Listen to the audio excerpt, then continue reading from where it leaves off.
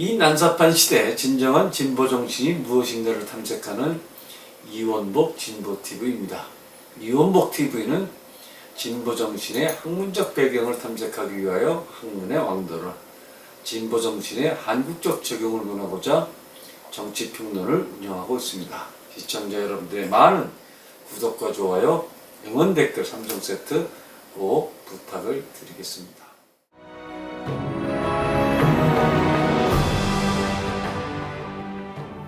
오늘은 언어의 세계 7번째 시간입니다.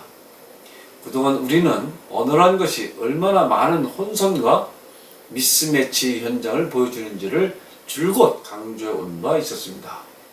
언어의 정체가 기본적으로 한계가 있는 하나의 도구에 불과하다는 점을 여러 번 지적하였습니다.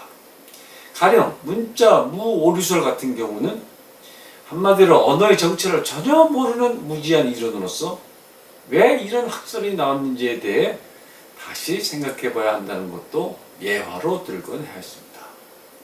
일례로 어느 책에 그 굉장한데 하는 문장이 있다고 가정해 보겠습니다. 굉장이라는 말을 어떻게 해석해야 되겠습니까? 100명에게 이를 물었을 때 100명의 답이 통일될 수 있겠습니까? 미치도록 아름답다라는 말도 어느 정도는 미쳐야 한다는 것인지 의견 통일이 가능하겠습니까? 이렇듯 어떠한 표현이라는 것도 그 용례가 무엇을 의미하는지에 대하여 숱한 부연 설명이 없다면 동일한 해석을 한다는 것은 애초부터 불가능하다는 것이 언어학자들의 공통된 지적입니다. 또 다른 사례로 쟤는 진보주의자야 하는 용례에 대해서 한번 따져보겠습니다. 이 문장을 갖고 쟤의 정치적, 사상적 취향이 온전히 드러났다고 할 수 있을까요?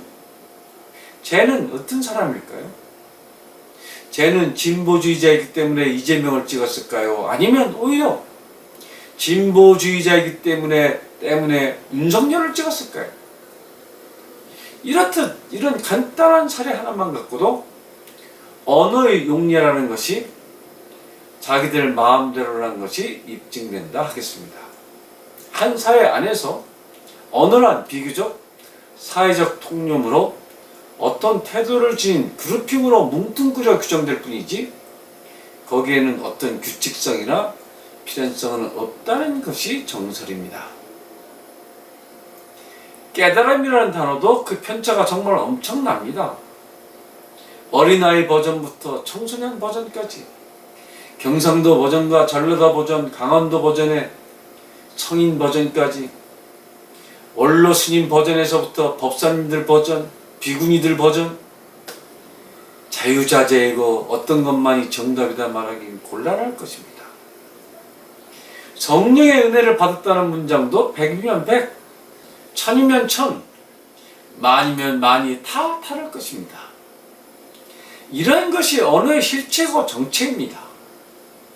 어느 한 해석만 가능하지 않다는 깨달음, 이런 전제를 갖고 언어 생활을 분석하고 이해하여 사용하는 자세가 요구된다고 하겠습니다. 그럼에도 세상에서의 교육은 언어의 용례에서 다스파의 통솔을 비교적 정설로 채택하는 경향이 많습니다.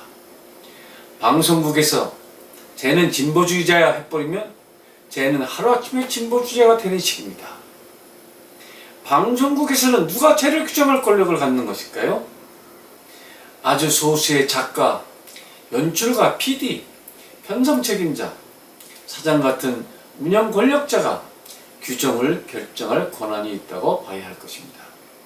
이들이 어떤 걸 어떻다 해버리면 그것이 바로 전 국민에게 방송을 다 영향을 끼치게 됩니다. 이래서 방송 정책이 매우 중요해지는 것입니다. 방송국도 어떤 특정 세력이 정치적 경향성에서 자유롭지 않다는 것을 일반인들은 잘 모르는 편입니다. 옛날의 지혜자, 노자는 이래서 일찍이 도가도, 비상도 이렇게 말을 해서 말로써 이것이 도다 하고 얘기될 때는 이미 벌써 그것은 도가 아니다까지 그건을 하지 않았겠습니까? 이 격언도 여러 버전의 해석이 얼마든지 가능하겠습니다만은 어쨌든 노자도 언어는 한계가 있다는 것을 일찍이 간파했던 것으로 보입니다. 이러다 보니 현대에 와서는 매스컴이라 해서 안 되는 소리도 매스컴에서 떠들면 되는 소리로 바뀐다 하는 것을 이용하는 사람들이 많이 늘어났습니다. 공산주의 사회 사람들은 공산당이 최고다 하고 말하게 되어 있고, 자유주의 나라 사람들은 의회 민주제, 정당 민주제가 최고다 하는 시대까지 오게 되었습니다. 상대 체제의 약점들을 파고들어서 과대 광고하는 일은 일상사가 되어 있습니다. 당신 어느 쪽을 선택할래? 이런 것은 국가들 뿐만 아니고 종교들 간에도 매우 심각한 수준들입니다. 교회와 성당에 나가는 사람들은 목탁 소리만 들어도 악마의 주술이다 이렇게까지 교육하고 있기도 합니다. 현대자동차 카사이즈맨들이 다른 자동차 회사들 차들을 좋게 얘기 안 해주듯이 이쪽 당 사람들이 저쪽 당 사람들 좋게 얘기 안 해주듯이 이쪽 종교 믿는 사람들이 저쪽 종교인들 좋게 얘기 안 해주는 것이 일반화된 사회에 우리는 살고 있습니다. 이렇듯 현대사회에 와서는 무엇이 진리이고 진정한 도이냐가 기준이지 않고 당신 어느 집단에 속해 있느냐가 세상을 바라보는 기준이 되어버렸습니다. 이렇게 상대를 물고 뜯고 씹고 해야만 월급이 나오는 수준까지 가게 되었으니 세상이 어지럽지 않을 방도도 없겠습니다. 이러한 현대적 편가르기, 패가르기는 언어의 실체를 정확히 아는 광고기획 전문가들에 의해 많이 광고하면 사실된다는 신념으로까지 확대되어 나간 바 있습니다. 언제나 실체적 진실은 둘째이고 얼마나 많이 광고에서 떠들어 주느냐로 승부를 좌우한다 하게 되었습니다. TV 앵커들이 현실 정치 마당에서 유권자들에게 강세로 나타나는 이유도 다 이런 데 있겠습니다. 정치권에서는 자기 죽었다는 부음 뉴스만 아니면 무조건 언론 방송 많이 타는 게 유리하다는 것이 정설로 되어 있기도 합니다. 정치인의 시대는 지나가고 정치 연예인들의 시대가 도래하였습니다. 이것의 부작용이 적지 않지만 아무도 어쩌지 못하는 문명의 거대한 흐름인 것만큼은 분명하다 하겠습니다. 이러다 보니 팩트, 사실보다 우기기가 더 중시되는 잘못된 풍토까지 생겨났습니다. 때로들 몰려와서 왕창 우기면 상대가 양보하는 것이 어지러운 국가나 사회에선 상식이 되어버렸습니다. 이 모든 것들이 세상이 어지러워진 이유들입니다. 권력자들이 올바르지 않으면 세상은 얼마든지 쓰레기통 속 같아진다는 것이 분명해 보입니다.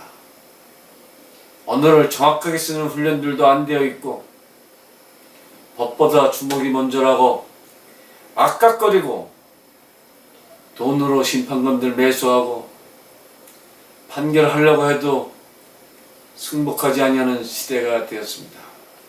이 모든 것들이 언어를 제대로 쓰는 문화의 부재, 훈련의 부재, 사회적 수준의 하향으로부터 벌어진 일입니다.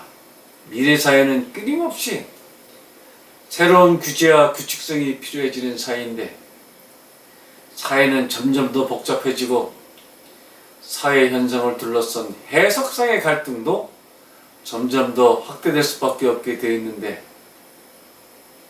이러한 인간 사회의 여러 형태들을 제대로 통제 규제할 수 있는 법제화라고 하는 것이 정말 참으로 한 사회 안에 최고의 지성들이 모여서 고민하고 함께 수기해서 제대로 된 법제 시스템을 만들어내지 못하면 국가 전체가 망한다, 그렇게 볼 수 있겠습니다. 오늘은 여기까지 하겠습니다. 여러분 좋으셨다면 구독과 좋아요, 응원 댓글 3종 세트 꼭 부탁을 드리겠습니다. 여러분들의 응원이 저희 방송이 명품 방송이 되는데 결정적인 도움을 주실 것입니다. 감사합니다. 그럼 다음 시간에 다시 만나 뵙도록 하겠습니다. 그때까지 안녕히 계십시오.